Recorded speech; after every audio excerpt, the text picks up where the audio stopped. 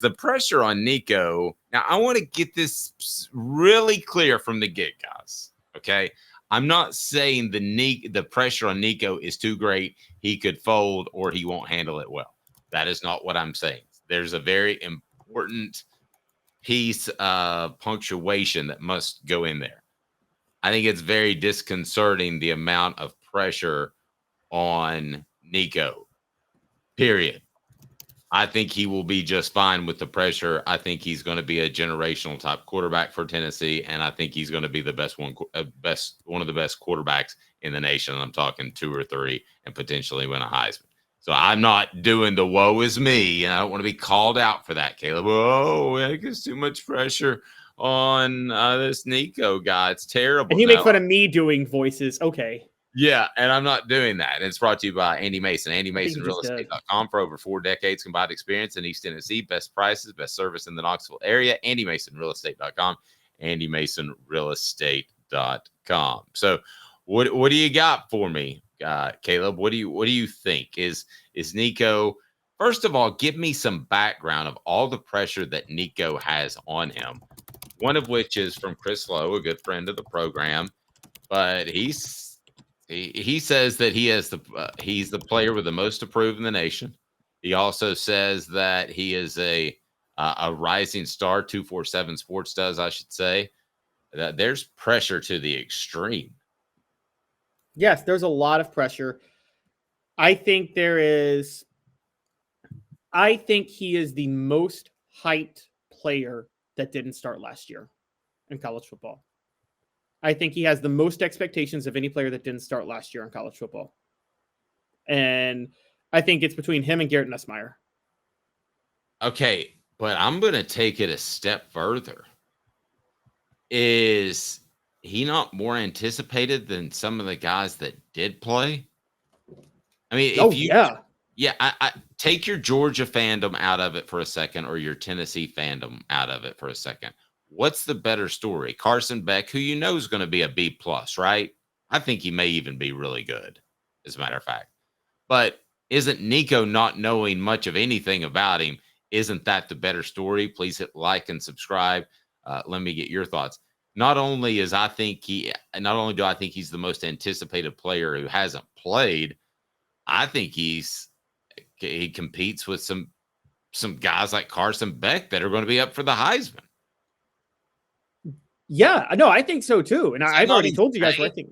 Is that not I've already told you guys where I think Nico will end up. We've seen this before where quarterbacks have come out of nowhere, but Nico's not coming out of nowhere. I mean, the best example, the biggest example I could give you, by the way, a really good one is not character based. Guys, do not compare these two from a character perspective because one is a significantly better human being. But remember the Jameis Winston Heisman year, Dave?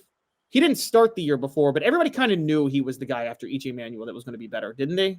Right. And so he comes and starts, and he dominates and wins the Heisman, and everybody, he didn't really come out of nowhere, but he wasn't a Heisman favorite at the beginning. But I think there were a lot of expectations for him. I think Jameis Winston and Deshaun Watson, another really, high character guy, I'm just nailing those, aren't I? I think a more fair one. He didn't start the first game because Kelly Bryant did, but Trevor Lawrence had a lot of expectations, didn't he?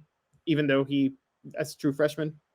He did, but again, we knew about him headed into the season. Mine again, I'm going to take away the character completely altogether, but mine is Cam Newton. And the reason is, while you want Nico to have 2 great years or 3 or 4 great years as the full-time starter at Tennessee, I think if he turned in 1 year like Cam Newton did, obviously win a national championship, you'd say that's a success. I think those types of expectations are being placed fairly or wrongly on Nico. And there's only one thing that Cam could have done that year, which was win a national championship. I'm not even going to say the Heisman because I think the Heisman, there's a lot of politics in there. But there's only one thing he could do for Auburn that year to live up the billing, and that was win a national championship. And at some point, be it this year or the next year, the following year, that's what Nico has to do to live up to the billing. It's that big. It's that monstrous. I agree. He's got to do it one of the next 2 years. And I mean, when we talk about great stories in college football, Cam Newton was just such an inspiring story of a guy who overcame stealing a laptop and, went on to, and he overcame accepting $100,000 from Auburn. Okay. He had to overcome those issues, guys. Have you heard his newest deal, by the way? I don't want to just call out people in the media, but his newest deal of he wants to be like a YouTube multimedia star or something. Have you heard any of this? So he wants to be the sports version of Mr. Beast, because here's the truth. He's not that good on YouTube. I'm sorry. He's just not. That is a very nice way of putting it.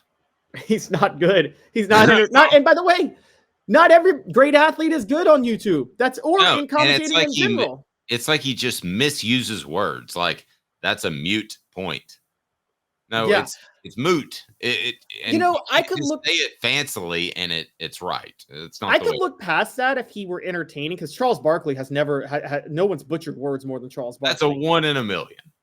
Yeah, you're right. That's a 1 in a million, because Charles Barkley's just hilarious. Cam Newton doesn't have any interesting takes. Cam Newton is just a total waste on YouTube. But yes, in terms of stories, the thing about Nico is like with here, and this might, we talk about Nico with the Heisman. With the story, could it hurt him that he doesn't have the same type of story that, like, for instance, a Johnny Manziel had, where Johnny Manziel wasn't recruited by anybody, had that off-field incident and then came out of nowhere, Texas A&M's first year in the SEC. Is it going to hurt that Nico doesn't have, like, dude was a 5-star that everybody expects to be good?